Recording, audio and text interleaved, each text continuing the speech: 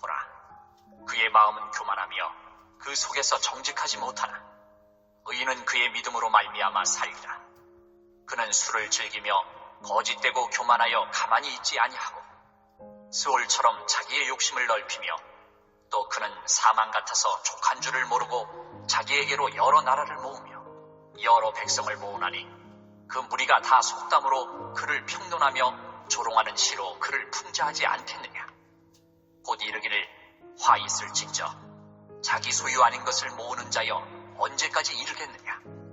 볼모 잡은 것으로 무겁게 짐진 자여 너를 억누를 자들이 갑자기 일어나지 않겠느냐. 너를 괴롭힐 자들이 깨어나지 않겠느냐. 내가 그들에게 노략을 당하지 않겠느냐. 내가 여러 나라를 노략하였으므로 그 모든 민족의 남은 자가 너를 노략하리니 이는 내가 사람의 피를 흘렸으며 또 땅과 성읍과 그 안의 모든 주민에게 강포를 행하였음이니라. 재앙을 피하기 위하여 높은 데에 깃들이려 하며 자기 집을 위하여 부당한 이익을 취하는 자에게 화 있을진저 내가 많은 민족을 멸한 것이 내 집에 욕을 부르며 내 영혼에게 죄를 범하게 하는 것이 되었도다. 담에서 돌이 부르짖고 집에서 들보가 응답하리라. 피로 성읍을 건설하며 불의로 성을 건축하는 자에게 화 있을진저 민족들이 불탈 것으로 수고하는 것과 나라들이 헛된 일로 피곤하게 되는 것이 만군의 여호와께로 말미암음이 아니냐. 이는 물이 바다를 덮음같이 여호와의 영광을 인정하는 것이 세상에 가득함이니라. 권선징악 다들 들어보셨죠? 선을 권하고 악을 징벌한다, 이런 사자성어인데 착한 행위를 좀 장려하고 악한 행위는 징계한다라는 그런 의미로 사용되는 말입니다. 그래서 우리가 뭐 고전 설화, 어떤 만화, 동화, 소설 그런 곳에서도 아주 널리 사용되고요. 또 우리가 잘 보는 드라마나 영화에서도요. 거의 대부분이 이제 권선징악의 결말로 끝납니다. 악인은 늘 패배하고요. 망하는 최후를 맞이하는데 주인공이나 선한 사람은 힘들긴 하지만 결국은 승리하고 살아남고 좋은 결과를 얻는다는 거죠. 사람들이 선이 이기고 이렇게 악이 패배하는 결론을 원하지만 사실 이제 이게 요즘 현실에서는 꼭 그렇게 되는 것이 아니다 보니까 오히려 권선징악이 비현실적이다 이렇게 이야기하기도 합니다. 어떻게 보면 현실에서 그렇게 이제 되지 않기 때문에 드라마나 영화에서 더 극적인 어떤 권선징악을 좀 바라는 건 아닐까 그런 생각도 해봅니다. 그리고 요즘에는 무조건 이렇게 선이 이기고 승리하는 그런 권선징악의 결론이 아니라 악이 이기고 악인이 좀 살아남는 그런 어떤 결말이 있는 경우도 있다고 해요. 그래서 그거를 찾아보니까 뭐 피카레스크 이런 거라고도 하는데 이런 류의 드라마나 영화가 오히려 쾌감을 준다. 오히려 그래도 현실적이다. 재밌다. 라고 보는 사람들도 있다고 해요. 그런가 하면 뭐 열린 결말이라고 해서 딱히 어떤 결론을 확실하게 주지 않고 좀 애매하게 뒤끝을 남겨가지고 생각하게 만들거나 또 궁금증을 만들어내는 이런 류의 이제 결말도 있다고 하죠. 자, 그렇다면 성경은 어떤 결론일까? 어떤 결말일까요? 좀 진부하게 느껴질지 모르겠지만 그리고 다들 아시겠지만 당연히 권선징악입니다. 예수님 다시 오시는 그때에 심판과 함께 사탄의 세력과 세상의 권세, 악인들은 멸망하고요. 주를 믿는 그리스도인들은 승리와 함께 생명의 면류관을 얻게 됩니다.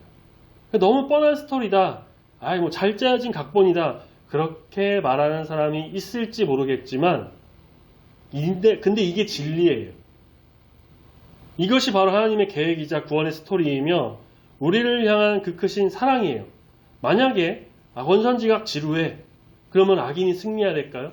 사탄이 하나님을 무찔러버리고 세상 권력 잡고 사람들은 막 마구 죄를 짓고 휘두르고 지배하는 그런 모습을 원하는 거? 그런 건 아니겠죠. 악인이 무너지고 마귀는 멸하고 오직 예수님께서 왕으로 통치하시고 예수 그리스도의 이름으로 승리하게 되는 결말. 권선징악은 성경에서 말하는 절대적인 진리입니다. 그런데 우리는 이 세상에서 많이 느끼는 게 있죠. 결국 선이 이기고 악이 망한다라고 하는데 이 악한 사람들, 악한 자들, 하나님 믿지 않는 자들이 너무 잘 되고 너무 잘 사는 거죠. 우리가 하박국 말씀을 쭉 보면서 가장 많이 언급했던 것도 바로 이겁니다. 하박국의 질문이기도 하죠. 또 우리가 하는 질문이기도 합니다. 하나님, 왜 악인이 형통한 겁니까? 하나님, 왜 침묵하세요? 하나님, 왜 빨리 벌하지 않고 그냥 가만히 계시는 겁니까? 하나님을 버리고 우상을 섬기며 죄악의 길, 멸망의 길로 접어든 남유다를 심판하시기 위해서 바벨론을 사용하겠다 말씀하셨죠? 그래서 여기서 하박국이 또 다른 질문을 합니다. 아니 하나님, 유다가 악한 건 알겠는데 좀 벌 받아야 되는 걸 알겠는데 왜 하필, 그래도 하나님 백성인데 어떻게 더 악한 나라, 저 이방의 나라, 우상의 나라 바벨론을 사용하시는 겁니까? 우리는 이전에 봤던 말씀을 통해서 하나님이 그냥 가만히 계시는 것도 아니고 하박국도 모르는 사이에 사람이 생각하지 못하는 그 순간에 이미 일하고 계셨고요. 모든 일은 하나님의 계획과 통치 안에 있다라는 것을 우리는 봤습니다. 하나님께서는 기도를 듣지 않으시는 것이 아니라 처음부터 다 듣고 계셨고 하박국의 호소에 응답하지 않으신 게 아니라 때를 기다리며 그 때에 맞게 일을 행하고 계셨던 거였죠. 하나님은 바벨론의 악도 모르고 계셨던 게 결코 아닙니다. 하나님은 그들의 죄를 다 보고 계셨고요. 반드시 심판하실 것입니다. 그러면서 하박국에게 또 우리에게 가장 중요한 진리의 말씀을 주시죠. 4절에 우리 같이 봤던 말씀, 의인은 그의 믿음으로 말미암아 살리라. 세상이 흔들리고 악인이 형통해 보여도 하나님의 응답이 없는 것 같아도 내 상황이 좋지 않더라도 성도들은 믿음으로 살아야 합니다. 하나님께서 반드시 임할 것을 믿는 믿음, 하나님께서 인도하신다는 것을 믿고 기다리는 자세. 그러한 믿음으로 오늘 주시는 귀한 말씀을 잘 들어서 귀한 은혜가 우리 가운데 흘러 넘쳐가는 이 시간이 되기를 소망합니다. 아멘. 하박국 말씀의 핵심 구절 2개를 꼽자면요. 오늘 이제 본문의 2장 4절 그리고 올해 교회 표에 있는 말씀인데 3장 18절. 하박국 2장 4절 말씀은요. 종교개혁의 시초가 된 말씀이라고도 할 수가 있습니다. 부패한 교회의 정면으로 맞서서 비텐베르크 성당에 95개조 반박문을 붙였던 종교개혁의 시작을 그렇게 알렸던 마르틴 루터. 그는 로마서 1장 17절 말씀을 중심으로요. 종교개혁을 일으켰어요. 어떤 말씀이냐면 복음에는 하나님의 의가 나타나서 믿음으로 믿음에 이르게 하나니 기록된 바 오직 의인은 믿음으로 말미암아 살리라 함과 같으니라. 사도 바울이 로마서에 기록한 이 기록된 바라고 하면서 인용한 말씀이 바로 오늘 우리가 본 하박국 2장 4절의 말씀인 거죠. 루터는 이 말씀을 통해서 사람이 선행이나 공로 그런 게 아니라 오직 믿음으로 의롭다함을 받는다라는 이른바 이신칭의를 주장하면서 이것이 종교개혁의 핵심 교리가 되었습니다. 이 영향을 받아서 스빙글이나 칼빈 그런 종교개혁자들도 다 이러한 뜻으로 나아갔죠. 하나님은 여기서 말씀에 우리가 같이 보시면요. 2 종류의 사람을 보여주세요. 첫 번째는 교만한 사람입니다. 우리 4절에도 나오죠. 보라 그의 마음은 교만하여. 교만은 일만하게 뿌리고 가장 악한 죄인 것을 우리가 너무나도 잘 알고 있고요. 그렇지만 계속해서 반복해서 말씀드려도 부족하지 않을 만큼 우리가 반드시 버려야 하는 것이기도 합니다. 사탄이 에덴 동산에서 아담에게 가장 처음 불어넣은 죄가 바로 교만이었어요. 너희가 그것을 먹는 날에는 눈이 밝아져 하나님과 같이 될 것이다. 그러니까 세상에서 말하는 교만은 자기를 막 자랑하고 뽐내고 자기를 막 우쭐하게 높이고 사람들 깔보고 무시하고 그런 거지만 성경에서 말하는 교만은요, 하나님보다 자기를 더 신뢰하고요, 하나님의 자리에 자기가 올라서는 것을 말합니다. 교만은 하나님이 가장 싫어하시는 것으로 우리가 반드시 버려야 할 죄입니다. 바벨론은 군사력, 경제력으로 세계를 지배했습니다. 주변 나라를 하나씩 밟으면서 영토를 확장했죠. 어떤 나라도 바벨론에 대항할 수 없을 만큼 당대의 초강대국이었고요. 우상의 나라였고 죄악의 나라였습니다. 그들은 자신들의 이러한 힘이 영원할 것이라고 생각했습니다. 너무도 강력해서 아무도 범접할 수가 없는 막강한 힘과 군사력, 경제력, 압도하는 어떠한 능력, 그 힘이 영원히 지속돼서 온 세계를 지배할 것이다 하는 그런 신념으로 나아갔죠. 하지만 하나님께서는 말씀하십니다. 4절에서 그의 마음은 교만하여 그 속에 정직하지 못하다. 또 5절에서 술을 즐기고 거짓되고 교만하여 가만히 있지 않는다. 이 세 가지는요, 각각 다른 게 아니에요. 동일선상에 있는 죄입니다. 술 취함, 거짓, 교만. 바벨론의 모습을 그대로 드러내 보여주는 죄입니다. 자기 욕심을 넓히고 가진 것에 족한 줄 몰라갖고 계속 자기에게로 여러 나라들, 백성들을 막 모으고 데려오고 그렇게 합니다. 그렇게 넓은 용토와 막강한 권력을 가진 것에 만족하지 않고요. 칼과 창으로 계속해서 주변 나라들 굴복시키고 자기 될 것으로 만들었다는 것. 교만과 욕심. 언제나 같이 붙어 다니는 마치 한 쌍의 바퀴벌레와도 같은, 아니면 요즘은 잘 안 나오지만 그렇게 붙어 다니는 러브버그와 같은 죄악이죠. 교만은 단순히 잘난 척하는 것이 아니라 하나님 없이 나는 살 수 있다 라고 뽐내면서 욕심 부리는 겁니다. 자, 두 번째 종류의 사람은 어떤 사람일까? 바로 의인입니다. 의인은 믿음으로 삽니다. 간혹 사람들이요, 그렇게 이야기도 해요. 믿음은 현실을 무시하는 것이다 라고 이야기하기도 한다고 합니다. 왜냐하면 이 보이지도 않는 일, 앞으로 어떻게 일어날지도 모르는 일에 대해서 그냥 믿기만 하고, 그래서 현재 닥친 상황과 현실에 대해서는 무지하다, 모르는 그런 마음에서 온 것이다. 현실을 직시하지 않고 그저 믿음으로만 해결하려고 하는 좀 무책임한 모습이다 라고 이야기한다고 해요. 하지만 믿음은 현실을 무시하는 게 결코 아닙니다. 현실 속에서 일하시는 하나님, 그리고 현실보다 더 중요한 그 하나님을 신뢰하는 것이 바로 믿음입니다. 사람은 지금 당장 눈앞에 닥친 게 급하죠. 그것을 해결하려고 합니다. 하지만 하나님의 사람은 현실과 상황에 마음을 졸이면서 다급해하고 불안해하지 않고요. 그 현실을 다루시고 그 상황을 만지시는, 모든 문제 해결 뒤에서 역사하시는 하나님을 신뢰하는 자입니다. 성도는 바로 그런 믿음으로 나가는 자가 되어야 합니다. 하박국이 살던 시대, 아주 절망의 시대였죠. 나라는 망했고요. 예루살렘은 불탔고 성전도 헐어져 버렸고 왕은 포로로 끌려가 버렸습니다. 남유다의 죄 너무도 악했지만 그보다 더 악하고 절대적인 강자라 불렸던 바벨론에게 아주 무참히 짓밟혔어요. 포로로도 다 끌려갔죠. 상황은 최악이었고 소망도 없어 보였습니다. 자, 그럼에도 하나님께서는 뭐라고 말씀하시느냐? 상황이 아닌 나를 믿어라. 오늘날 우리도 마찬가지입니다. 경제적인 어려움 있을 수 있어요. 건강 나쁠 수 있죠. 가정의 문제, 관계의 문제, 직장 또는 사업장의 문제, 또는 알지 못하는 어떤 고민들, 미래에 대한 걱정, 주변에서 흔들리게 하는 것.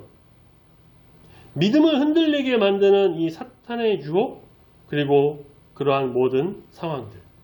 그러한 것들이 내 머리를 막 아프게 하고 고민하게 만들고 걱정만 쌓이게 만들어요.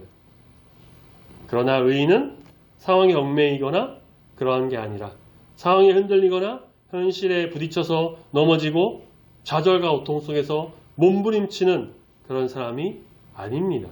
왜냐하면 하나님을 믿는 믿음으로 살아가는 자이기 때문이에요. 그 모든 현실 속에서 일하시는, 아니 그 뒤에 미래의 그 끝날까지도 다 이끄시는 하나님을 믿으면서 나가는 사람, 믿음으로 굳게 서서 주님 앞에 나가는 사람, 바로 우리가 그러한 의인, 그러한 성도인 줄로 믿습니다. 아멘. 제가 근래에 정말 은혜가 됐던 성경 구절이 하나 있어요. 시편 48편 14절 제가 읽어드릴게요.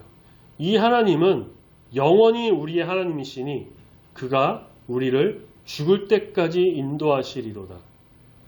시편을 막 그렇게 많이 보고 막 읽었는데 왜 이제야 이 말씀이 눈에 들어왔을까라는 생각이 들 정도로 굉장히 은혜가 됐어요. 그러면서 조금 불안하고 걱정했던 마음을 내려놓고 안도할 수가 있었죠. 시편 48편 14절 영원하신 하나님이 우리가 죽을 때까지 인도하신다는 거예요. 그냥 어느 순간 적당한 때까지 해결될 때까지 그게 아니라 죽을 때까지 그냥 평생 인도하신다는 거죠. 그렇게 약속하셨습니다. 그걸 믿으면 현실과 상황이 문제가 되지 않는 거예요. 그렇게 인도하신 하나님을 바라보니까 교만이 아닌 겸손으로 주의 인도하심을 믿으며 따르게 됩니다. 우리를 인도하신 하나님을 오직 믿음으로 나아가는 저와 여러분이 되기를 바랍니다.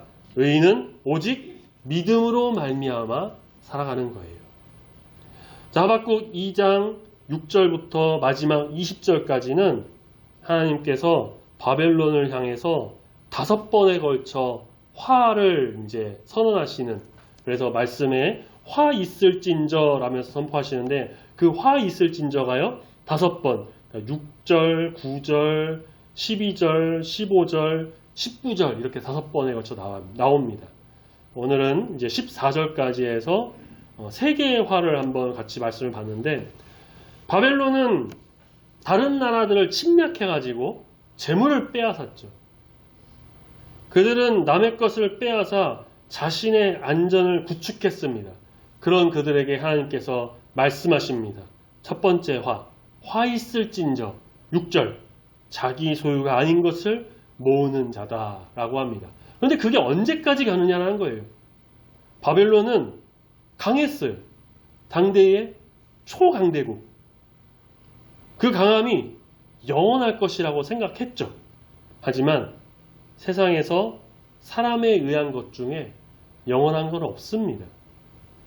그렇게 남의 것을 빼앗는 것이 언제까지 할 수 있을까? 7절 그 억눌렸던 자들이 갑자기 일어나고 괴롭힘 받은 자들이 깨어나서 반대로 그들에게 너희가 노략당하는 날이 올 거다. 8절에서는 또 이렇게 바벨론에게 화를 선포합니다. 내가 여러 나라를 노략하였으므로 모든 민족의 남은 자가 너를 노략해서 내가 사람의 피를 흘렸으며, 결국은 그들도 똑같이 당하게 된다는 거예요. 역사적으로 봐도요, 바벨론은 그렇게 주변국에 멸망합니다. 죄는 언제나 부메랑처럼 돌아옵니다. 갈라디아서 6장 7절에서도 이렇게 말씀하고 있습니다. 사람이 무엇으로 심든지 그대로 거두리라. 9절부터 나오는 두 번째 화도요, 첫 번째 화와 비슷합니다. 재앙을 피하기 위해 높은 데 있으려 하고 그런 자기 집을 위해서 부당한 이익을 취한 그들에게 화 있을 것이다 라고 해요. 많은 민족을 멸한 것이 집안에 수치를 불러일으켰고 너의 영혼에는 죄가 됐다 라고 합니다. 결과만 보기에는 바벨론이 굉장히 강력해서 완벽한 승리를 이뤄낸 것 같죠. 세상에서는 그렇습니다. 세상에서는 그러한 결과를 굉장히 중요하게 생각합니다. 어떻게든 결과만 좋으면 된다라는 그런 식이죠. 좀 보면서 속이 타들어가고 답답하셨을 분도 있으실 텐데, 이번에 이제 월드컵 우리나라가 어처구니 없게도 조 3위를 지금 차지라는 말도 좀 그런데 조 3위에 있습니다. 조 2위만 됐어도, 마지막 남아공 경기를 무승부만 됐어도 그냥 고민 없이 32강에 갈 수 있었는데 지금은 이제 다른 경기들을 다 막 따져야 되는 그 흔히 말하는 경우의 수.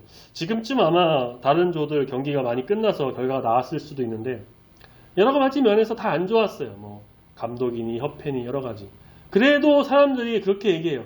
결과만 좋으면 그래도 올라가면 어떻게든 넣어서 좀 됐으면 그럼 됐지. 그게 사람의 생각이에요. 세상의 방법입니다.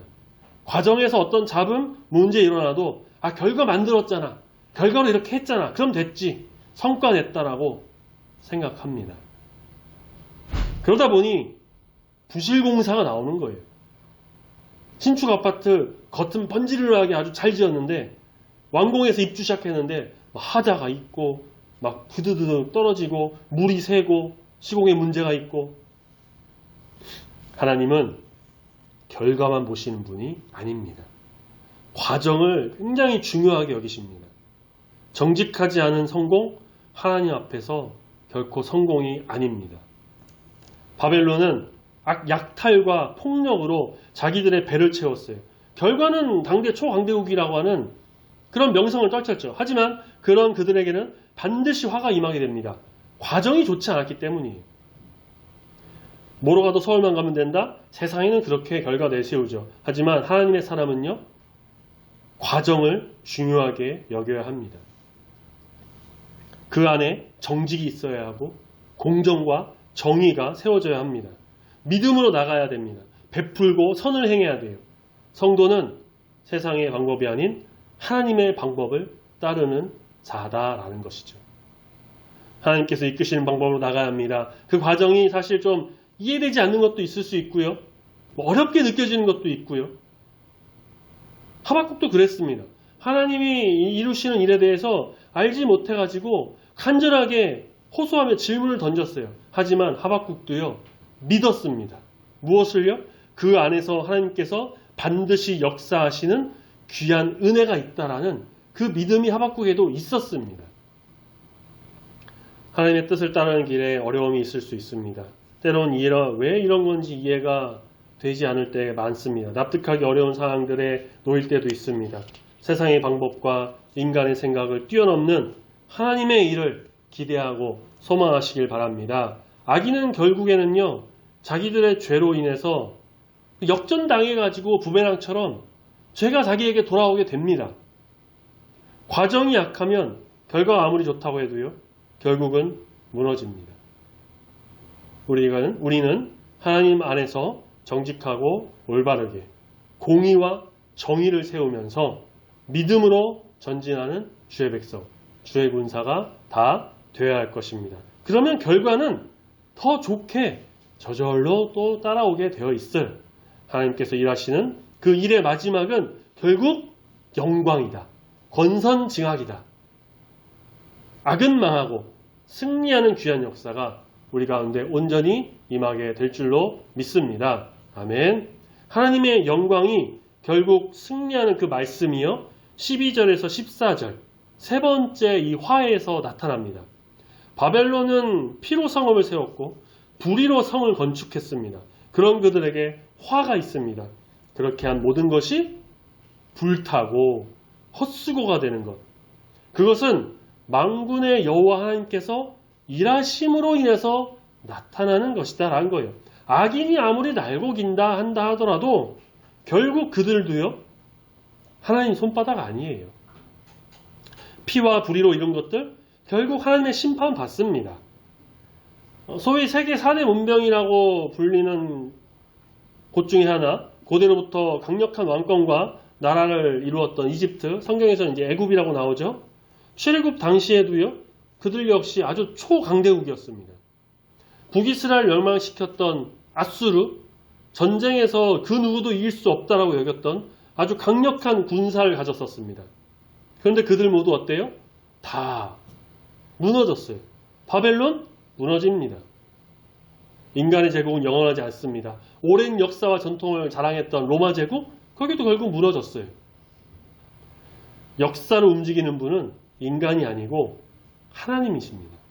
그런 하나님을 믿고 바라보는 자가 되어야 한다는 것. 그리고 하박국 말씀 중에서도 또 가장 위대한 소망 중 하나라고 할 수 있는 말씀이 선포가 되죠. 14절. 우리 14절 한번 같이 읽어보겠습니다. 하박국 2장 14절. 같이 한 목소리 있습니다. 시작. 이는 물이 바다를 덮음같이 여호와의 영광을 인정하는 것이 세상에 가득함이니라. 아멘. 물이 바다를 덮음같이. 이 말씀으로 이제 한 찬양도 있는데 이 표현은요, 완전함과 충만함을 의미합니다. 바다에는 물이 조금 일부분만 있는 게 아니라 온통 물로 가득하죠. 마찬가지로 하나님의 영광에 대한 지식이 세상 구석구석에 퍼지는 것을 말합니다. 즉, 부분적, 제한적인 것이 아닌 온 세상에 충만하게 정말 빠지는 곳이 없이 모든 곳에 하나님이 누구이신지가 드러나게 된다라는 말씀인 거죠. 여호와의 영광을 인정하는 것. 여기서 인정은 단순히 어떠한 정보를 아는 것, 그래 뭐 알겠어 그 정도로 끝나는 것, 그게 아니에요. 성경에서 안다라는 것은요, 하나님을 경험하고 경외하고 왕으로 인정한다는 것을 의미합니다.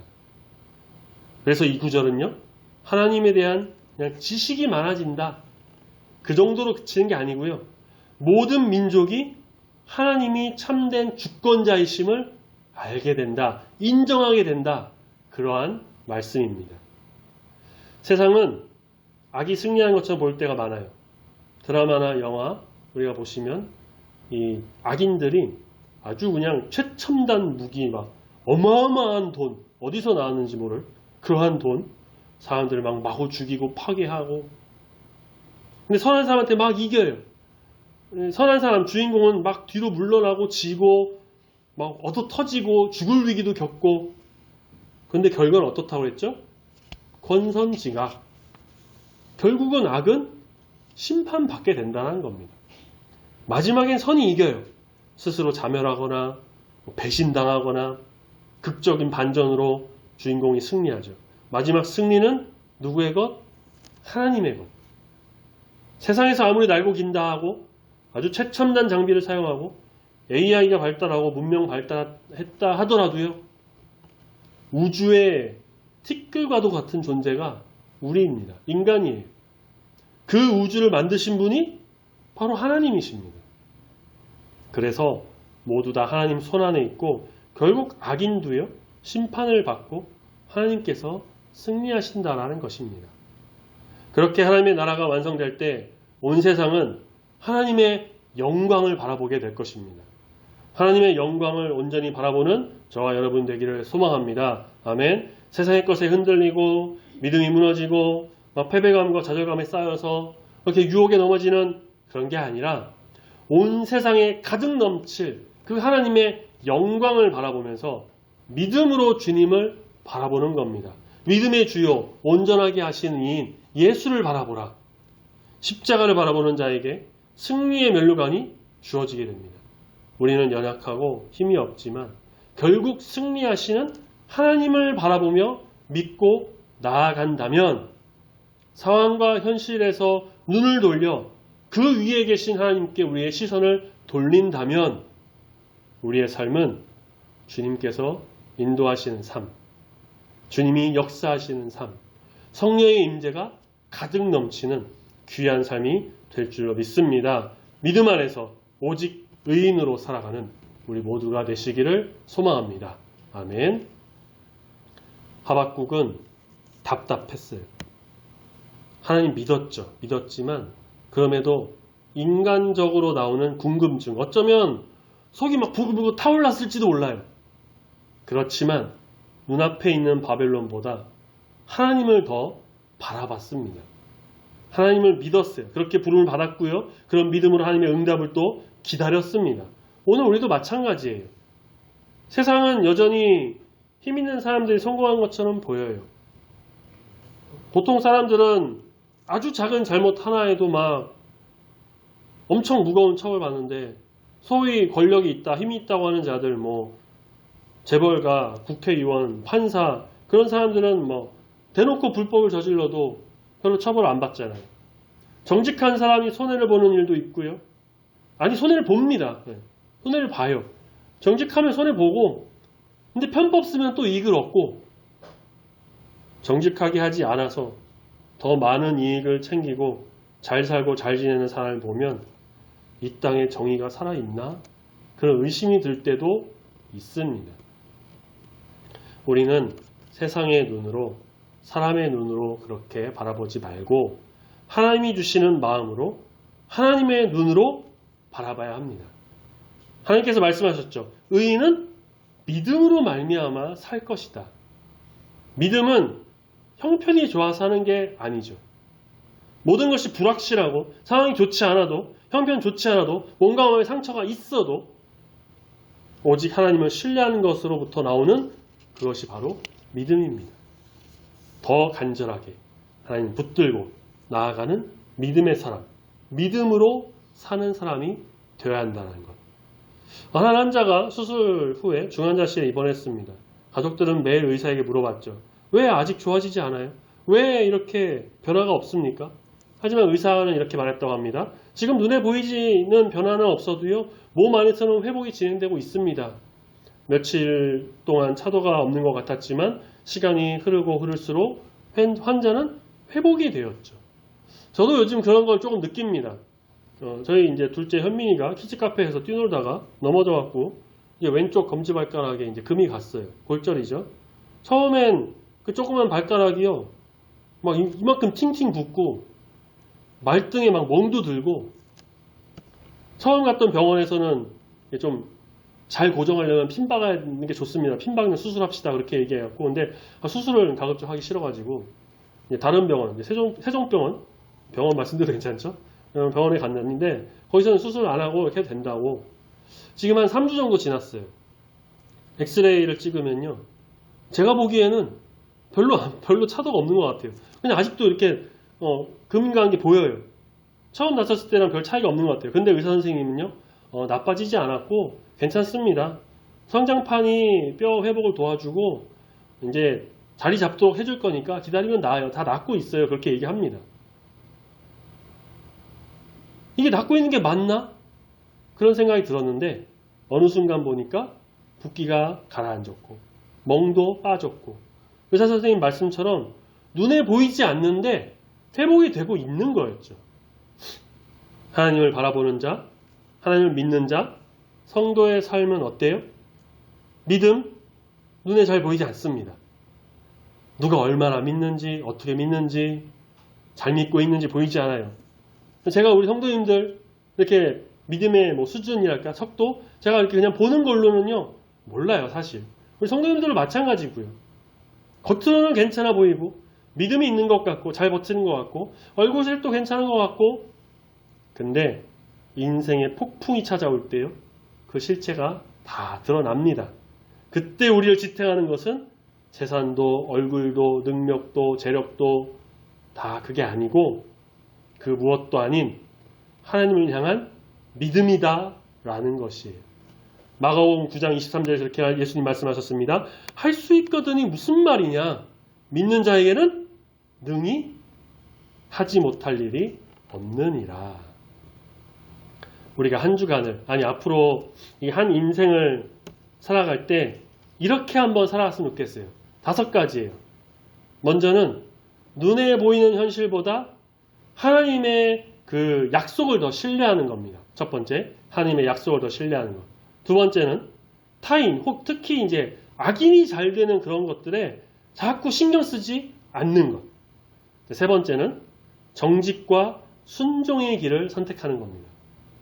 네 번째는 응답이 좀 더디더라도 온전하신 하나님의 때를 기다리는 것. 이게 네 번째. 마지막으로 오늘 우리가 본 말씀. 이게 제일 중요해요. 의인은 믿음으로 말미암아 살리라. 물이 바다를 덮음같이 여호와를 인정하는 것이 세상에 가득하리라. 이 말씀을요, 잘 묵상하면서 하나님께서 주시는 귀한 뜻을, 그 음성을 잘 들으면서 나아가는 겁니다. 그렇게 믿음으로 전진할 때 주님께서는 우리를 방해하는 모든 것을 물리쳐 주실 것이고, 또 힘들고 어려운 상황을 다 바꿔주셔가지고 지치고 괴로운 것을 능력으로 이끌어 주실 것입니다. 슬픔 대신 찬송을, 재 대신 화관을, 근심 대신 찬송의 옷을 우리에게 입혀주실 것이다라는 것. 그 믿음으로 귀한 주의 자녀로서 나아가는 이 땅 가운데 힘을 얻고 승리하며 살아가는 우리 모든 성도님들이 다 되시기를 우리를 승리로 이끌어주시는 예수님의 이름으로 축원합니다. 아멘. 기도하겠습니다.